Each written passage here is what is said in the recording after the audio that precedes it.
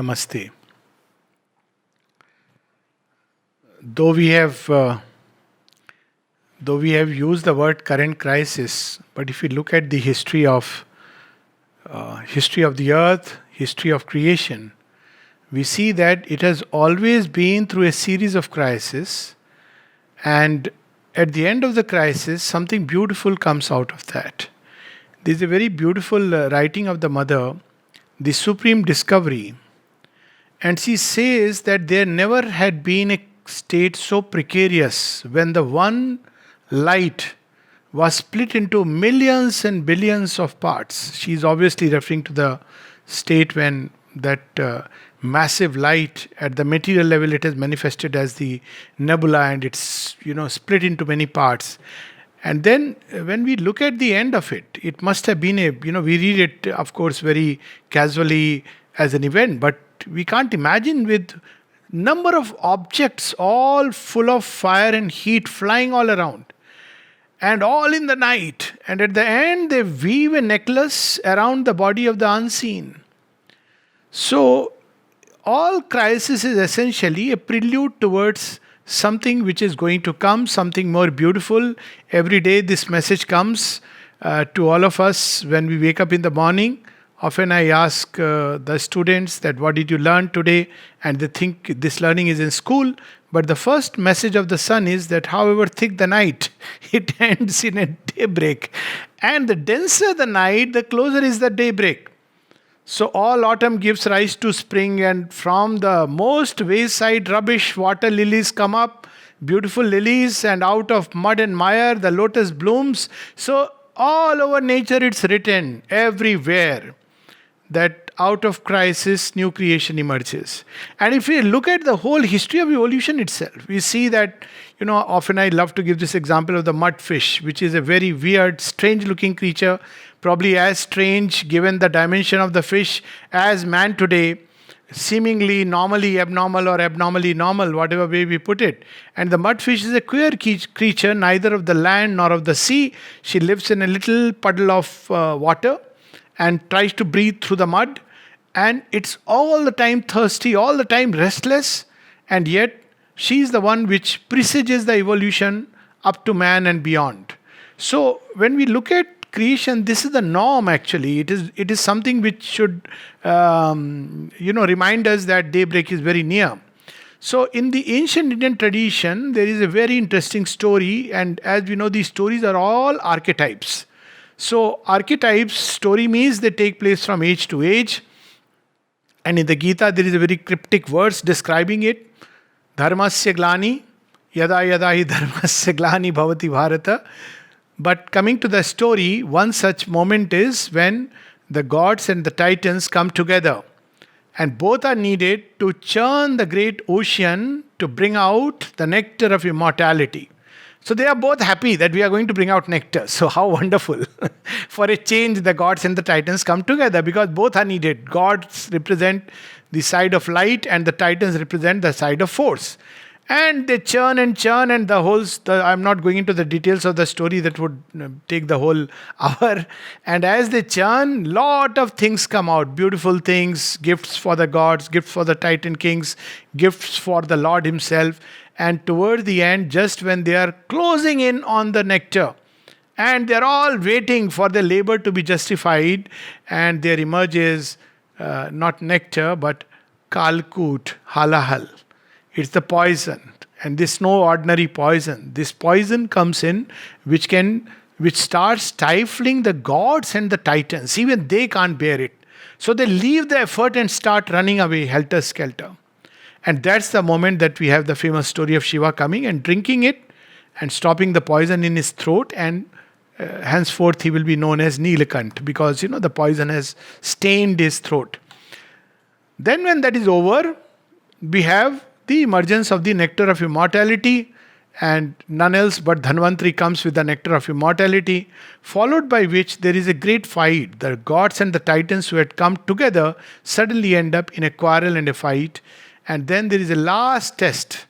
And the last test that is arranged by Lord Vishnu is that he becomes Vishwamohini. I mean, he becomes all the lures of the world that one can imagine. And as he goes around making the titans sit on one side and the gods on another, he starts distributing the nectar. Now, he has pot of water in one hand, the other hand there is nectar, and the titans are eyeing the Vishwamohini. The story is like this: that though the nectar is there, now they are mesmerized and enamored. So they get water, whereas the gods are eyeing the pot of nectar and they get the nectar. So that's how the story goes. And the story is as recent as today and as futuristic as tomorrow. So it's not one crisis, but a series of crises that come and repeat themselves for this nectar of immortality to emerge. So why does it happen like that? First is that if you look at life, we have a tendency when something new comes in, there is a rush of movement, activity, and then after a while new things are coming up, and then we discover or we make a comfort zone for ourselves. That's how we all grow up like that. So once there is a comfort zone, we are very happy. We don't want to go further because it's so wonderful to be in a comfort zone. We are happy and we are all the time saying, "Oh, wonderful is thy grace, O Almighty One, who have blessed me with all this, comfort zones of life." And then, when the same grace takes another poise, another form, the mother says there are two aspects of grace. One which is most welcome and is the first thing needed, and that aspect is the aspect of peace. So, grace comes to give us that peace, that state of harmony, that state of balance, and we are so happy and regard ourselves as fortunate. But lest we forget to climb, lest we forget to aspire, lest we forget to march forward, the grace comes with another aspect, and that aspect is progress. So in Indian thought, it is shown as Shiva dancing the Tandav and Mother Parvati dancing the Lasya. So there is the destruction and the new creation. They go together. In Savitri, it's described very beautifully: a giant dance of Shiva toward the past. Alarm and rumor shook the armored knight. Then he hears as if worlds that fall. The Titan's battle cry was in my ears. So when we look at that, all the time we understand that when human beings get into a comfort zone, then the divine comes to wake us up. So that's the wake up call. And how does he wake us up? He first whispers gently into the ears. So beautifully in Savitri again there is a line: "Thus shall the mass transcendent mount his throne. When darkness deepens, strangling the earth's breast, and man's corporeal mind is the only lamp, as a thief's in the night shall be the covert tread of one who steps unseen into his house. A voice ill heard shall speak, the soul obey." Now, what is this voice ill heard shall speak? When we look at every age, there is a moment of crisis. In Indian pantheon, we have the system of four yugas. It's there in other cultures also as Gold Age, Silver Age, Bronze Age, and the Iron Age. So, at the end of every age, there is a great war. So, when Satyug ends, there is Parshuram who is destroying all the arrogant Kshatriyas. At the end of Treta, we have the great war between Rama and Ravana. And at the end of the next age, Dwapar Age, the Silver Age, we have the war of the great war, Mahabharata. So during this period, again we see that it's a prosperous civilization. If you look at those days, tremendous prosperity. Just like Ravana's Lanka, tremendous prosperity, everything.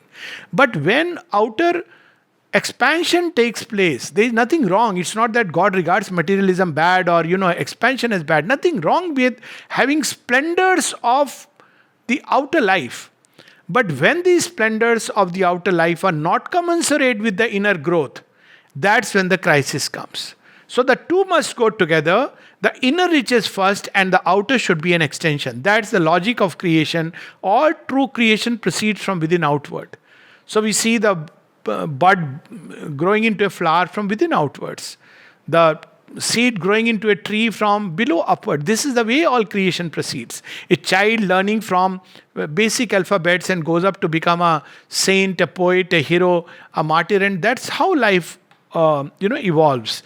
But initially, those who found a place or who found a civilization, they evolve. Actually, they grow like that from scratch. But there are those who inherit it. And that's where the problem comes. We inherit something for which we are not yet ready. Inwardly, we are not ready. Because it tends to be ignored. Because there is so much of outward everything, the inner growth tends to be ignored. And because it tends to be ignored, a crisis comes to reset the balance. So we have this even in present civilization. We all know that suddenly there came an age when the civilization began to develop along certain lines. So in the age of the Mahabharata, we see that Shri Krishna gives the Gita. Now here, again, before this crisis that we are facing today, pandemic, if we look back 100 years back, similar Spanish flu, and before that the Great War, what was Sri Aurobindo doing during that time? And that gives us a clue to how we should be during times of crisis. When the First World War has started, in the thick of the night of civilization, Sri Aurobindo he begins Savitri in 1916. In a way, of course, 1893 in Baroda, Earth and Beyond, but otherwise, technically, 1960 and 1914 onwards, he starts the Arya. So that's where a voice ill-heard shall speak. If we look back at the Arya, in the life divine, Sri Aurobindo speaks of that the nature of crisis we see today is at its bottom an evolutionary crisis. It is calling man to leap to the next level. Crisis comes to tell us there is something else. If we take at a very elementary level, at children level, what is a crisis for a child? It's an examination. Or, at home when parents are not very, they deny the child. But otherwise, we see that for a child, there is an examination at the end of a year. I'm talking about the Indian system and perhaps most systems. There is some kind of examination at some level. And that examination is not a punishment. It's a thing to see how far we are ready to take the challenge of the next class. And if we navigate well, we go on to the next class. So at the larger civilizational level, at the world level, events come as an examination to see how much we are ready. And what are we going to be ready for? Sri Aurobindo has already foreseen and he has said that there is a beautiful new age dawning, but is man ready? When we look at series of messages of the mother, 1967, she gives a message, men, countries, continents, the choice is imperative, truth or the abyss. So somebody asked the mother, what is truth? So she said, we all become defenders of truth because we define it in narrow dogmatic terms. But truth is not a dogma or a narrow creed or a small little sect. Truth is vast and complex and plastic, and it is infinite harmony and delight, and it is revealed to those who want to know it. So we can't fix truth into a dogma. Then she was asked that what is the abyss? Meaning thereby that truth cannot be given as a code of conduct for everyone to follow. Yes, that may be necessary at a stage of evolution, but that's where subjective age was being talked about. That subjective age literally is that we try to discover our own truth. And that's why we see that outer forms, norms, systems, institutions are breaking down. All institutions are breaking down. Not just educational, social, religious, political, financial, all institutions are breaking down. Because ultimately the problem with institutions is they are wonderful to preserve a truth, but they become counterproductive because they don't allow the freedom to explore beyond the limits and boundaries that are set for them. So that's when everything begins to break, and this new truth, human beings have to fall back upon it, or rather fall upon that which alone is. And that's how truth unfolds. So we see today's age that with this breakdown of several kinds, there is a group of people all over the world who are raising these questions, who are trying to discover, and beautifully many of them are youngsters. They want to know. Religion has gone in the background. Science itself is proving ineffective to set right the problems that partly it has itself created. So today we discovered the problem of religion long back, but we are discovering the problem of science. Paradoxically, we have a virus which we think science has created. And look at the irony of it all. We, with all our evolutionary biology behind us, struggle for survival of the fittest, billions of years to create a mold of man. We can't face a virus. Why? Because we have probably proceeded along wrong lines. Instead of developing the body's own resources to take on the challenge of life, and the body has countless resources, we have developed along feeding it from outside. And that has damaged us to an extent that now, we are at the mercy of either the viruses or the vaccines or the drugs or 100 things. So this is what the crisis comes to remind us, that there is a truth within us. Awaken to that. And the second thing that it comes to remind us is truth or the abyss. So the mother was asked, what is the abyss? It's very beautiful, this truth or the abyss. When we go around the mountain paths in India, there, in the Himalayan ranges, you have, on the one side, you have, sharp climbs, almost inaccessible summits, and the road will go winding through that. And on the other side, there are steep descents. So that is the path that, mankind takes in its evolutionary journey. It's a beautiful road. It's a delightful road. It's a dangerous road. So that's the way. So on the other side, there is abyss. So the mother was asked, what is the abyss? She said, right now, there is a general fear and distrust. So she used 3 words for abyss. 3 or 4 words, but primarily 3. She said fear. First abyss is fear. Fear is the falsehood. Fear is the impurity. Fear is the alley of death. Whatever we are afraid of, we are almost attracting it by the very fact of being afraid. Now, when we look at the last 1-2 years, we don't know whether it is the virus who invaded us in the body, or it first invaded the mind and took hold of the body. It may sound very strange, but fear attracts the feared. The animals know it. All the people who live in the jungle know that if you are afraid, you will attract the animal by the mere smell of fear. Fear has a smell. Everything has a smell. So fear. Second is, what is the abyss? Second, she says, general distrust. Now we don't trust people who don't wear even a mask. Look at the degree of, we have entered an age where, discrimination has taken a new dimension altogether, sophisticated discrimination. There was a time when, discrimination was done based on whether you have leprosy or tuberculosis, you have to be sent in exile or put in, those places where sanatoriums. Now there is a new kind of discrimination based on a virus which may be present in the system. Now, even apart from that, there is so much distrust between countries and countries, between different sections of humanity. So distrust amongst each other. This is the second abyss. And the third door to abysses, he says, selfish interests, which includes everything: greed for money, lust for power. So politics, financial world, drug world, everything comes into it.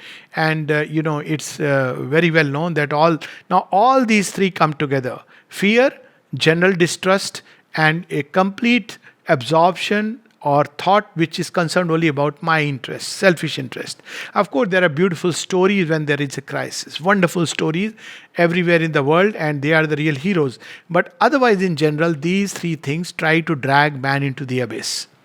So what does it mean actually? It means that the crisis comes to see, in olden times when children were taking exams, are you ready for the next grade or you want to repeat the class? So if we are ready for the next grade, we go on to the next grade. It doesn't mean that crisis won't come, but another kind of crisis comes. So even in this virus, very interesting. Those who face the challenge of the physical crisis, now the crisis takes another form. It takes the form of things going on in the mind. It takes another form, things going on at a larger level. So at every time this crisis comes, it segregates humanity into 2 sides. One, those who are not yet ready because there is fear, there is distrust, there is too much self-interest, and so they remain back into this class. And on the other hand, those who have faith, who have trust in the goodness of mankind, who have trust in destiny, who have trust in God leading us, and those who do not live only for their selfish interest. After all, when the mother spoke of Superman, she says one thing about Superman will be that it will be impossible for the Superman to live for his own selfish interest. It will be impossible. He just can't conceive it. And I'm sure 50 years down the line, if maybe 50 years or 100 years, but I believe it will be 50 years down the line, when our own children will look back, children or grandchildren, they will look at us and say, what kind of selfish people they were. when the solution is so simple? What kind of people, cowardly people they were? How crude their methods, how crude their instruments. Take it as a prophecy if you like. They look back because through subjectivism we will enter into that age. So, this is the nature of the crisis where there is on one side those who are full of fear, distrust, and selfish interest, thinking that this is going to preserve. This is not going to preserve us for long. We all know that, the ostrich closes its eyes and becomes blind to the danger, but it gets collapsed. So, where is the danger? Danger is not the virus, danger is fear. I mean, virus is there. But the real danger which is looming over us is fear and distrust. Even if we destroy the virus, which of course I'm sure we would do it, the masks are off. But how do we remove the inner masks? And until we do it, the virus will only change its strain. It will come in new patterns, new forms, because the real problem is not the virus. The real problem is all the forces that stand opposed to human evolution. And they find ways and means. Now, if we look at every challenge, not as if, I am so helpless and God has punished me or this system, that system, but pure and simple, what a challenge really is. It is merely to bring out our greatest strength. That's what a challenge is. We start blaming governments to be blamed, this to be blamed, that person. Always there is somebody to be blamed. Those who believe in God, blame God. Somebody will blame, people blame themselves or they will blame somebody else. We have mastered the art of blaming people. But it's not about blaming anyone. It's not about complaining, and blaming doesn't help. It's very simple. I have a challenge before me. How do I navigate through it? And I am reminded of a very beautiful Maori legend. So Maori legend is that when a boy grows into adulthood, people don't ask him, how old are you? You are 18. Okay, good. You are an adult. By definition. One may be 80 and yet not an adult. And, one may be 18 and one may be already very old. So, in Maori, these tribes in Australia, old tribes, so they make their young one, whatever age he comes of age, so they tell him that, you have to be one night in a jungle where lions will be there. And he is probably given a lathi to protect himself, probably. And that's very simple, but he's blindfolded. So you have to use all your grit and determination and courage and faith and patience to go through that night. If you go through that night, you are an adult. If you don't go through that night, then we have the message of the Sphinx. Sri Aurobindo beautifully reminds us repeatedly this what a crisis ultimately questions. When the goddess of religion is going into the background and science is in the ascendance, this is from a poem, A Vision of Science, then the goddess of religion in the passing tells science, thou thinkest term and end for thee is not, but lest thou forget, though thy pride is great, but thou hast forgot the Sphinx that waits for thee beside the way. All questions thou mayest answer, but one day her questions shall await thee, that you must reply, for they who cannot die. She slays them, and their mangled bodies lie upon the highways of eternity. What is the question she asks? Therefore, if thou wouldst live, answer first this one thing: who art thou in this dungeon laboring? So we know the story of the Sphinx, paucity of time. I won't get into that. But essentially, this is the question that a crisis asks us. Who am I? Who are you?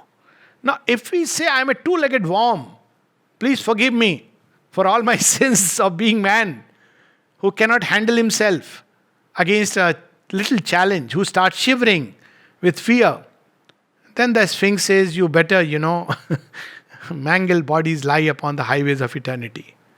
You come back again. So what happens? Death, it's and the soul's opportunity to come back. But when we stand on these 2 feet and say, I am a God wearing a human experience, human mask. Who am I? Shivoham, Shivoham. Aham Brahmasmi, I am the divine himself. When we lead life with this kind of inner, not just a conviction or a thought, but a fact of experience or a fact of faith, these are the only two things that open the doors of knowledge for man. In between is intellect with all its mazes. Either the fact of faith, which shows us as a light that there is something within me, there is an intuition that there is a Godhead within which we need to discover. Everything may refute it, doesn't matter. I feel, I believe, I trust there is within us a hidden divine presence and I must find it. Fact of faith. To somebody else it may not be a fact, but the person who has this faith and this certitude knows, and he proceeds along those lines and finds his faith more than justified. Or the fact of experience. Actually, faith must translate into living experience. It's not about a belief system. That's where all the processes of yoga come in. So yoga is not just about warding off diseases by doing some exercises, breathing techniques and physical exercises so I may have my robust health and then I'll take all the pharmaceuticals of the Ayurveda. That is all right. That's good. Nothing wrong with that. But yoga reminds us that I am not just this struggling half called man. I am the fullness of God. Yoga is to unite. And when I am the fullness of God, then what can dare me? There is a very nice little thing as a child I had read, and that had, this was so full of josh that it filled me with so much energy and enthusiasm. Swami Ramtirth saying. So he said, afraid of what? Of elements? Dare them. Of animals? Thou art man. Of destiny, of fate, of gods? Say, I am God. The day mankind wakes up to this supreme truth that he dwells within us, we are not alone. All the time we carry this wonderful divine presence within. We don't know it. As Mother says so beautifully, that me and my Lord are one, and he dwelt within my heart and I knew him not. This is the discovery that the virus is pushing us. I remember a story where somebody, came to Pondicherry, and this person was very distraught, came to consult me and said, sir, I have one problem. So what is the problem? So this person divulged that, whenever I am out of Pondicherry, I am chased by ghosts. So I said, and what happens when you come to Pondicherry? He says, the moment I enter Pondicherry, they just vanish. So I'm not narrating it as a miracle story, but I said, some people can carry their ghosts even in Pondicherry. But I said, these ghosts are very nice, whatever you may say, that they have driven you all the way to Pondicherry. So if ghosts can help us to turn towards God, well, they have done a good job. So all this crisis, it comes to remind us to turn within and look and find the source of the light, source of creation. It is within us. It's logic. It doesn't need religion to tell us. It doesn't need spirituality. The source has to be one. And it has to be there in the atoms, the galaxies, the sun, the stars, the worm, the ape, the bird, the beast, the flowers, the trees, the snake that bites and the herbs that heal, and man. Can it be otherwise? It's logic. Source is in everything. So what's unique about man? Man is given the unique privilege of discovering and uniting with it. That's what yoga means. So all this happens in our life is there to show us the imperfection of life, imperfection of our bodily state, so that we can strive towards a greater perfection by taking the challenge of life. And to take the challenge of life, we should, beautifully as Sri Aurobindo says, he says, that within our bodies is the million-bodied one. Almighty powers are shut in nature's cells. This is not an exaggeration. It's not romanticism. It's a fact. Almighty powers. And logically we can see the first cell, today we call it virus, or even before the virus, when even a cell is not formed. Hasn't that creature evolved into man? He is our ancestor.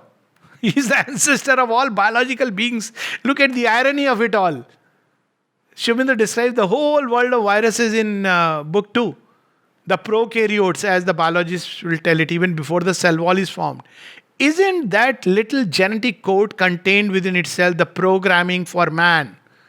So if that be so, would it stop with man? No. The virus has chased it up to this point. And now it is no more just the virus which we talk about. It's the virus in the computer, it's the virus in the human head, it's the virus in the heart who plays the spoil sport, the virus in the head that plants doubts, the virus in the heart which plants despair, selfishness, the virus in life which makes us turn upon ourselves into a state of narrowness, into fear. And this virus is chasing us to complete the journey. It begins with him, but does not end with him. It will end with man discovering God within. So that's what the mother said in a series of messages. I spoke of one message. She said, it is the hour of God. I don't remember the year, probably 64 or 65. And then she said, next year, are you ready? So she's asking us, are we ready? Then came men, countries, continent, the choice is imperative, truth or the abyss. Then she says the future of the earth depends upon a change of consciousness. And the change is bound to come. Look at the power of those words. How does she know change is bound to come? She knows it because she is the change. She knows it because she has worked out the change within her own body. Within her own cells, she has awakened the Supreme Sachidananda. So she knows what it is. So she says the future of the earth depends upon a change of consciousness, and the change is bound to come.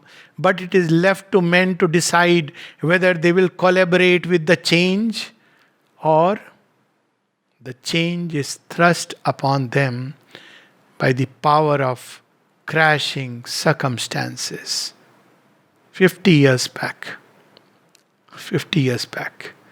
we are living half a century, we are commemorating that message. And then, even during that time, in 1972, 26th November, almost toward the end of, her physical Leela, she says something very interesting in response to a sadhika asking her a question. I see falsehood all around. And she says, before rising, falsehood rises to its before dying, falsehood rises to its utmost swing. So what is the remedy? She speaks about truth being the remedy. That remedy we'll speak of tomorrow. But for the moment, it's important to understand that behind the crisis of outer events, that is the ancient conflict of the gods and the titans wrestling within the human heart. Who are the titans? We see the abyss which is drawing us. The lust for power, the greed for money, self-interest, fear, distrust. This is the abyss. And if we live by that and live for it, the viruses are always around the corner, nuclear wars around the corner, various kind of global catastrophes around the corner. But there is a other choice we can make and we should make, and it is a change of consciousness by turning to the divine within and uniting with the divine within. Nothing less is worthy of man.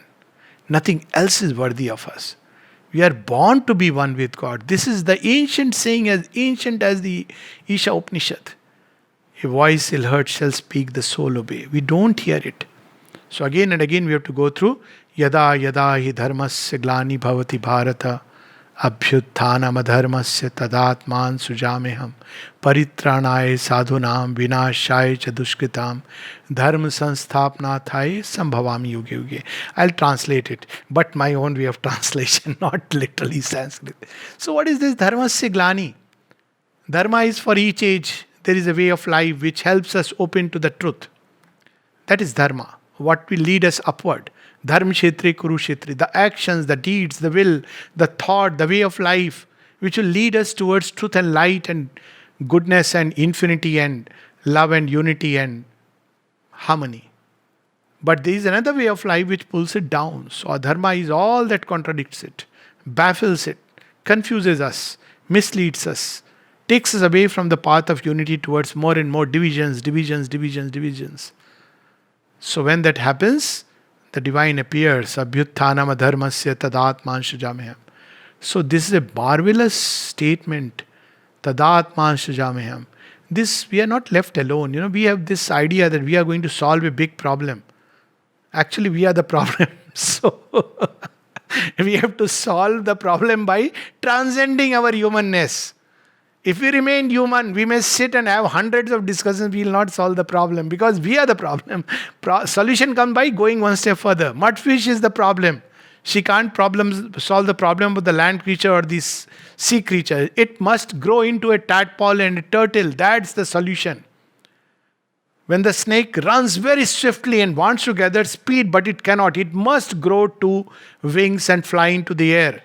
It will be a clumsy creature at first, the Archaeopteryx, but one day it will be the beautiful bird. Within the snake, the bird is there, which must emerge.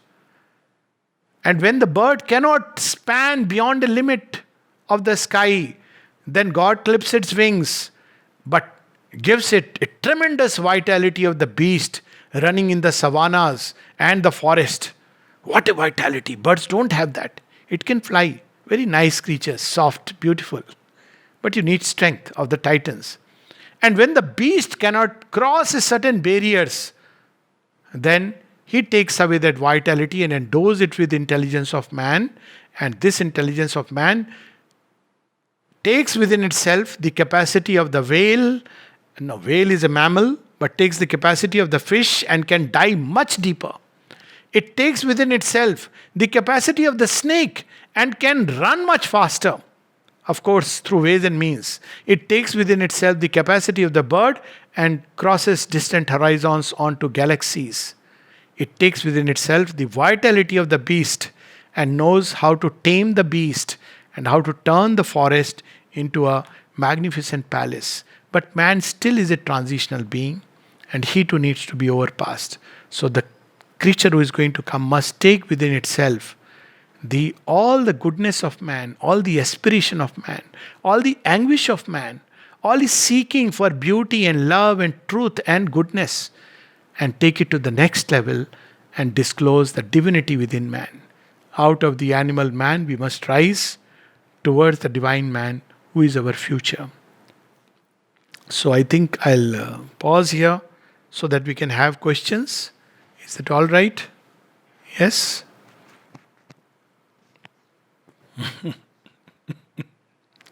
Yeah, so it's about the first step of, let me slightly reframe it, the first step towards self-discovery.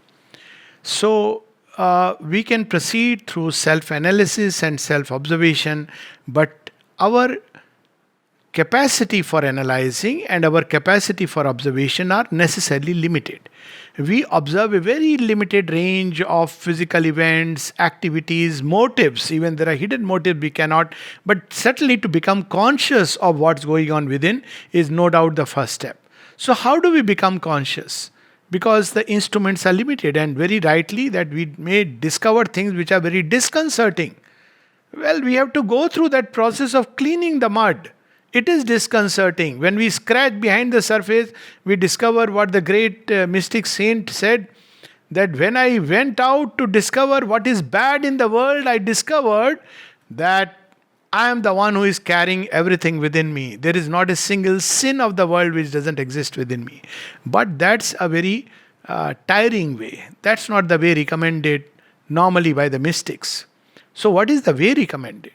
At any given point of this time, whether we look within or whether we look outside, we need not only go within. It's just that it is easy to go within, but we can proceed by looking deep into the world, into the nature of the world, and we'll discover God. We'll discover the same truth. Because the truth is everywhere. In a piece of mud, in a little lump of clay, we can discover God. So what is needed is the aspiration to discover what we want to discover. The mother says very beautifully, do not concentrate on what you do not want to be. So the don't is there. Do not concentrate on what you want to leave behind, on what you do not want to be. For example, do not concentrate on how to get rid of fear. So what do we concentrate on? Concentrate on what you want to be. I want to be full of faith. Concentrate on faith. I want to be full of peace. Concentrate on peace. I want to get rid of agitation. So what people do? I want to get rid of agitation. I can't. So there are methods and techniques to get rid of agitation. It doesn't work like that. I mean, at some point it will work. But it works much better. What will somebody tell you? do this technique, it will bring peace. It amounts to the same thing. When we are doing the same activity with a negative motive, it's a very, very difficult path, because at every step we are chained by that which we want to leave. It will take 1,000 forms and come. But if we are doing the same activity with a positive motive, here I am using positive negative in a very widest possible sense. I want to get rid of agitation. You see, I have seen people who have done all the right things according to the tick box checklist of being healthy and had a heart attack at the age of 50, 60. And one of them came and asked me, I don't smoke, I don't drink, I don't eat meat, I am a vegetarian, and I take so much exercise every day. Everything I do, I sleep in time, wake up in time. Why did I have a heart attack? So I asked him only one question: why did you do all these things? He said, so that I don't fall ill. I said, that's where the problem lies. When we do something that I don't fall ill. See, I'll give you an example from the mythological story where Hiranyakashipu does everything. I don't die, I don't die. So he says, this way I will not die, that way I will not die, neither morning nor night, nor with a weapon, nor with a, astra, shastra, nor with a man, nor a monkey, or a god. Nobody can kill me. So God says, okay, you are too much obsessed with killing and dying. But I assure you that none of these conditions will be valid as far as you are concerned for killing you. And yet death comes. On the other hand, the contrast is this little boy Prahlad. He is not obsessed with dying. He is obsessed with immortality. He is obsessed with Hari. All that he does in his life is saying, oh, the one, the one, the one, Hari, Hari, Hari, Hari. Oh, the splendor of the divine who dwells within this body, within bird and beast and plant and animal and stone. And he is the one who discovers immortality. So our concentration when we go within self-discoveries, we must be clear what is it that we want to discover. That's where faith comes in. So one way of proceeding is the way of the Buddha. We presume nothing. We dig and analyze and observe. That's okay, fine. We'll end up discovering. Now I don't want to get into Anatmavad and all that, but Buddha was out to discover the permanent behind this world of changing appearances, which is all right. If we go analyzing to discover the permanent, it's fine, but then we will discard the world, because everything is ever on a shifting ground. But this shifting ground is to discover something beautiful. This is a great event. So whereas everything is changing, but much simpler way. Instead of doing that, there is within us, either there is a faith. There is a faith that there is a permanent reality. Or why not we say that there is a faith where that there is not just a permanent reality which is impersonal, universal, which cannot help me. I will have to scale the peak like Mission Impossible hero trying to climb a cliff. I don't know how he manages it. Probably planted there by some helicopter and the shot is taken. But that reality can reach out to me and hold a hand. That's what precisely in the Gita Shri Krishna says, both ways men reach to me. So when we go by our personal effort of purely analyzing, observing, and by our own methods and techniques, we'll go eventually, because ultimately the aspiration and sincerity will count, but it is pantha duratya, difficult path. Whereas if we go with this idea, with this luminous faith, that in this journey, it is the divine who is as eager to meet me. In fact, if I seek him, it means he has given me already a call. Because something within me has heard the flute, I am love-maddened to meet Krishna and join his dance. So if we proceed that way, the path is much easier. So one is the path of tapasya through self-analysis, discernment, through various means and techniques, not going into that. The other path is the path primarily of surrender. There also effort is required, but we depend not so much on our own effort, but on the grace of the Lord, the divine grace. And it is that which makes the impossible possible. Yes, that's in a nutshell the answer. Okay. I suppose first we understand these three parts. Physical is the vehicle, vital is the energy, and mental is the compass. So look at it, all these three may go wrong. Mental fear is that our mind thinks. Mental is related to thought. So we think that there is a virus and therefore I am afraid. I am giving the example of the pandemic. It could take many forms. What is the vital fear?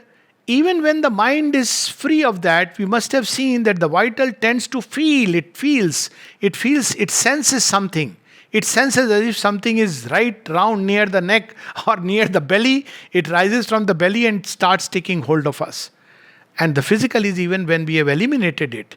The body cells are vibrating in the mode of fear. Very difficult to actually sense physical fear unless we are attacked by it. Very rarely people can become conscious of the physical fear because we are not conscious in the body. So I can give you an example from something which I had experienced, and that puts it in picture. So I wanted to learn sea swimming. So intellectually, I got myself free of the fear. What is it? I know how to float. I know the basic steps of swimming in a swimming pool. So I can manage sea swimming. So I've learned intellectually what is to be done. Keep afloat. The person told me keep the head up. I said okay, done. So mental fear is gone. The moment I entered into the sea, Bay of Bengal, and the waves started hitting me, trust me, for the first time I felt the enormity of the scene. It was not my comfortable swimming pool. It was a space where one false step and I could be washed away. So I experienced vital fear. I said, okay, doesn't matter. This has to be offered. Equanimity, peace, trust, all that was done. So now next step is that I have to leave. So I thought, oh, very nice. Abandon myself to the waves and something will happen. The next moment, I was inside the sea with the wave above me. Oh, I was looking for the ground, I was looking for the sky, I was looking for everything just for a gasp of breath, and I discovered what physical fear is. Where right then and there, your very bodily existence is under threat. So intellectual fear is at the level of thought. Vital fear is something which is sensed. And physical fear is concretely like a vibration within the cells. And one can feel it when there is an illness which comes. So there are people who mentally remove it. But some people can feel a suggestion. When somebody says, are you looking okay? Dr. Pandey, you look a little pale. Is everything okay? That's a mental fear. You take the suggestion, oh, is it okay? Should I get my blood tested? No, that's mental fear. Then sometimes you start feeling a kind of slight, shivering uneasiness that probably something is amiss, something is wrong. And you feel that probably an illness is approaching, something not quite right is approaching us. You can even smell it and all these things. That is the vital fear. Fear which grips us at the core of life. Is it something sinister? Is it something dangerous? And then it grips the body, and the body throws up a kind of tremor inside at first. We know that it's not well. So that takes hold of the body. So these are the three levels of fear that we can encounter. So while physical fear is very difficult to uproot, unless one has done steadily physical education, physical culture, then one can eliminate it. But mental fear is very easy. We can catch hold of thought and throw it out. Vital fear, relatively easier. Every time it comes, offer it to the divine because we become conscious of it. Physical fear, we don't become easily conscious. And then to bring in the force of peace, quietude, right into the very cells. And if we do it every day, to bring peace, equanimity, quietude right into the cells of the body, through all these layers of a being, then even the physical fear can be uprooted. So what really is conflict always between two forces, the forces of progress or forces of ascending evolution, and the other is the forces of retrogression or forces that hold us back. Now, because it's not possible for man to leap from one creation to the final, so he has to rest his feet on stages, steps. So we have in Indian pantheon Brahma who releases creation. But this creation will not straightaway fly towards its destined goal of delight. It will stabilize at one space, fish or reptile or etc. etc. The Dashavatar story. So who comes next is Vishnu. He is the great preserver. So behind preserving us on one step or stage, it must be consolidated. That consolidation process is where the smile of the preserver comes in. And then, when we have to go to the next step, now Shiva comes in. He does the tandav and breaks it. Now, the moment it the bracket starts, there is a problem. So, very often we'll see that Shiva and Vishnu coming in conflict with each other. Strange kind of conflicts. But that's because the old must go. But because we have been habituated for millenniums, not million of years, millenniums to a way of life. And that was also needed to stabilize the face. If we don't stabilize it, say there was a stage when people worshipped their gods outside, even gave them a beating. In certain religions, gods were given a good beating if they didn't listen. Now, at least people believed in God. Then came a phase when these gods wore animal shapes. But they believed in God. Then these gods were demolished. Then there were more psychological conceptions of God. Then even these gods go and become aspects of the One Supreme. But naturally, when we transit from one to another, the past holds. It doesn't give way easily, because after all, that has still now ruled over our consciousness. So yes, if there is too much of plasticity in the consciousness, we can go without conflict. Possibly. So in the Gita, you have, in the Srimad Bhagavat, you have these two paths. One is the path without conflict. And what is that path? We have the path of the Gop and Gopis who just surrender themselves without a thought. They know Krishna is the avatar and they give themselves, they don't ask him. Everybody out there in Bridge and everybody, they say they are mad. So if we are ready to be called mad, it's fine. That, they are doing everything against the norms of the society. They are doing strange things. They are running midnight. They wake up and I don't know these creatures, what they are doing. They are going to, Yamuna and they are dancing. I don't know, they have gone mad. Now, this is not suggested that we should dance, but the story is symbolic. That the divine calls and we rush. We don't question. We are full of faith. We are full of love and surrender. But not all are ready for that. There are the Pandavas, mighty and majestic, who for all their goodness still believe in themselves, and there are the Kauravas who resist. So the conflict is required. So both approaches are possible if we can completely have that unquestioning faith.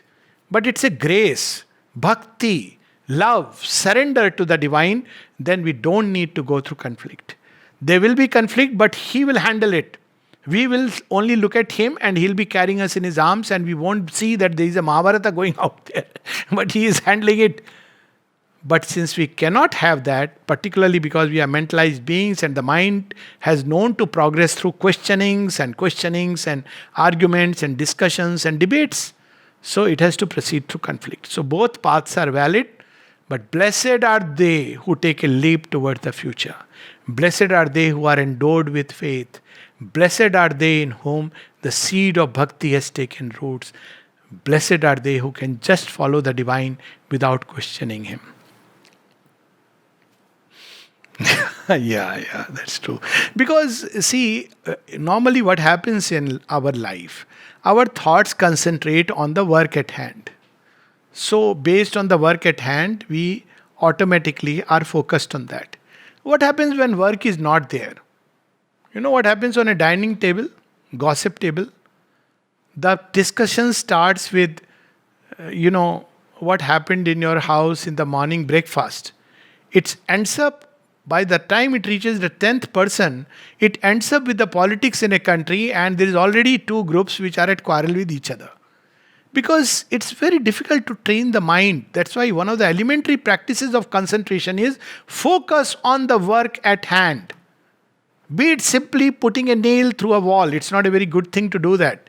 But whatever work it be, a work of hand, just focus on that. It's a wonderful training to learn to concentrate. Now, by its nature, the mind is all the time scattered. Mind, vital, everything is discursive by its nature. It's diffusing all around. Why? Because it's driven by the steeds of the senses. So wherever the senses, see, we are like, WhatsApp is open all the time inside. So suddenly we are at ting and we go and click. Another ping, so we look at it. It's okay, give it time and we will do it. But all the time we are acting like living WhatsApp systems. Okay, so this is the nature of the mind, that it, on the surface, it is discursive. So the Gita describes it as Bahu Shakha Nam, the intellect, which is all the time running from here to there. So what is to be done? Vyavasayitmak. So it has to learn to focus. So, how do we start? The moment we try to focus inside, we see that all this nature of the mind, it's the very nature of the mind, it comes to the surface. Because that's its nature. As Swami Vivekananda described, it's like a monkey on top of a pole, flagpole, and the flagpole is on on a boat, and the boat is on a very turbulent waters of an ocean. So mind is that monkey sitting on top of that. So it's the nature of the mind because it's driven by the steed of the senses. So the first practice is in yogic parlance, it's called as pratyahar. And Sri Krishna gives that example and is there in Patanjali Yoga Sutra also, of gathering all the threads of the consciousness. Mother uses the word threads of consciousness. It's the most accurate description. Because pratyahar is in terms of, calling within like a turtle, it doesn't go with the actual experience. All the threads of consciousness which are outside, they have to be gathered inside. So very beautifully, so the horses must be driven by the mind must pull the reins. So Sri Aurobindo describes in Savitri, in moments when the inner lamps are lit and life's cherished guests are left outside. So how do we do that? Now we do it by teaching the mind and training the mind to focus on an object, an image, an idea, a sound, or all of these things which represent what we want to realize.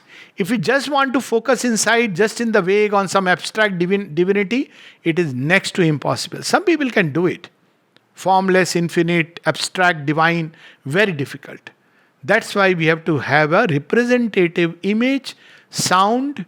So the image could be a more wide image like a flower or a fire or the sun or the sea, but a simpler image is, the divine presence, the guru, the God, the deity. And string of words like sounds. It could be a universal mantra like Om, or a more than universal mantra which anybody can spontaneously accept and which every child learns to say when the child is born. A child is initiated into this mantra, and that mantra is simply Ma. So we all know that, babies when they come out, Mama, Ma, something like that, they say it's a mantra in which we are initiated little babies. So with the help of a mantra, with the help of an image, when we concentrate and focus, slowly the thoughts begin to fall away. It is difficult in the beginning because the mind will be driven by the senses. And also we must try to, this engrossing interest in objects of the senses that we all the time carry. Every little image we want to see, all the time on the television screens, screen time as it is called. So what happens is that the entire energy is scattered, it becomes even more difficult. And if the objects on which the senses concentrate are very crude and gross, then it becomes even more difficult. So that's why it's a package. The package is a refined diet, refined music, refined taste, tendencies, learning to focus inside even when there is nothing or even when there is work. It's a whole lifestyle. Nishkam karma is a way of life, not a kind of one moment practice. So when we do this, remember and offer is a way of life. Then it becomes very easy to focus the thoughts and bring them onto the object of concentration. Otherwise, it's the nature of mind to be discursive. Yes. First of all, I must congratulate the person who gave this image. So the mother speaks of this image of that the age of truth will dawn, and the image is when the serpent bites its own tail, and she speaks of the shadow. Now why falsehood becomes more and more intense? Because it's the last resistance. It's like the last bit of the last leg of the fight. When a person starts a marathon race or any race, in the beginning he goes, it's wonderful. But the last 10 minutes or 5 minutes are very crucial. A swimmer, it's towards the end that you feel fatigued when you are very near the shore. So it's absolutely true, but I won't really call it, there are two kinds of twilight. We can use the word twilight zone. One is the twilight of the ideal world, the dream twilight of the ideal, as Savitri speaks. The other is the twilight of the earthly real. So these two twilights are one is when the night is changing into day, and the other is when the day is falling towards night. But here, Sri Aurobindo and Mother has made it a very, very unique thing. It's the day is not changing into night. The day and the light are entering into the night to pluck out the booty of the day. It is something which has never been done. I made an assignation with the night, in the abyss was fixed our rendezvous. Carrying in my breast God's deathless light, I came her dark and dangerous heart to woo. So, here what they have done, and that's the mystery of 5th December also, and to an extent of 17th November, that normally the twilight zone is something which, if we compare with the ages, Kali Yuga ends, and yes, rightly, at the end of Kali Yuga, Satyug starts. And this Satyug is higher than the previous Satyug. But again, there is a decline, and there is the Kali Yuga. And then again, there is the next Satyug, like spiral, but each spiral, the ascending point of the spiral is higher than the previous one. But this time, what they have done, they have change of plans, God's original plan. Entering the night with the light, which means cleaving through the night and changing it into the daybreak of the God. So it's and that's what is there in Savitri. When Savitri goes right after in that very canto, the dream, the twilight of the earthly real. Where is death slain or transformed? Right where its stronghold is, into its very den. That's where it takes Savitri. That look here, nothing works, everything fails. And that's where Savitri enters and changes things. So it is where truth is entering into the den of falsehood, with the idea of transforming it. So it's not the old battle where falsehood is one side, truth is one side, the representative and falsehood loses, but its roots remain where they are. So after every age, we see in every age the upholder of dharma, truth comes, and falsehood is defeated. Those who stood for it are slain. That's why the mother said that Hitler's defeat is not the defeat of falsehood. It is necessary to open the way, but it will take other forms. Instead of seeding one Hitler, it will seed countless others.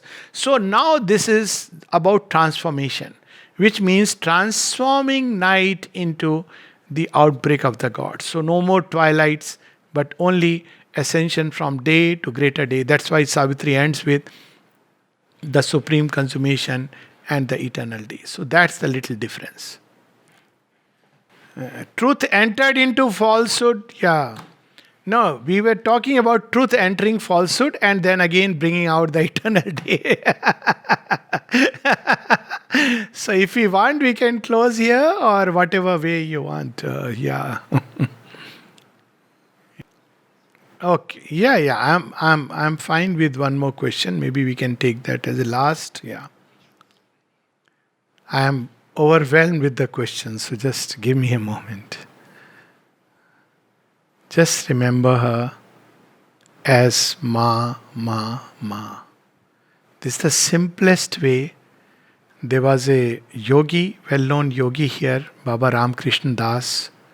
He was from Odisha, very simple man, of very simple bearings. And yet he arrived at such wonderful realizations, experiences and realizations on the path of yoga. And when he would be asked that what we should do in this yoga to progress, and he used to say only two things. One was Patu-chakra, that means study circle. If we try to apply it to individuals, it means individual study, but he spoke of collective study because it creates it's like a satsang, it creates an atmosphere. And the second thing he used to say is Nam Japa. That just remember the mother, call her name, and if you look at Sri Aurobindo's letters, there is one small letter of Sri Aurobindo. Nam Jap has a great power in it. So if you ask of one single technique and method, and the mother herself says this in the agenda, when she is asked repeatedly by Sat Prem that tell me a method, there should be one method, give me one method. And then she says about that one method as the mantra, the name. And even if you look at Savitri and the name foundation of eternity, a prayer upon their lips and the great name. So one method is simply, and I think I did hint at that, is just calling her Ma, Ma, Ma in the heart. Doesn't matter what language, Amma, mother, it doesn't matter, she knows all languages. But to call her in her heart and know that we are her eternal portions, her children, and all are her children. It's not that we are some elite group of her children. All are her children. This whole creation is her child. And to live with that state that all creation is nothing but her creation, her child, and she is there in everything. And we are all the time sheltered in her arms. So the more we live with this state of faith, this state of constant calling of the mother, calling upon the mother, with every difficulty, mother, with every happiness, mother, every joy, mother, thank you, you gave this joy. With every sorrow, thank you, ma, gratitude.